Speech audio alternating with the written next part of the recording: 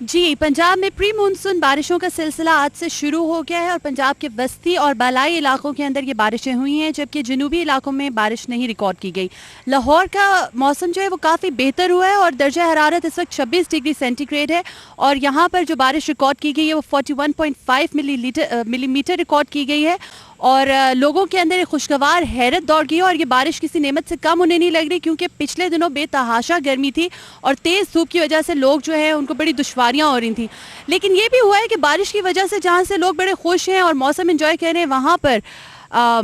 آنے جانے میں لوگوں کو بڑی مشکلات کا سامنا کرنا پڑ رہا ہے، خاص طور سے جو موٹر سائیکل سوار ہیں اور جو سائیکلوں کے اوپر لوگ ہیں اور جو پیدل چلنے والے لوگ ہیں، ان کے لیے بڑا مصیبت پیدا ہو گئی ہے، کیونکہ سڑکوں کے اوپر پانی کافی جمع ہو چکا ہے، جس کی وجہ سے انہیں کافی مشکلات کا سامنا کرنا پڑ رہا ہے۔ لیکن اوور آل لاہور کا موسم بہت بہتر ہو گیا اور پنجاب کے اندر پری مونسون بارش نے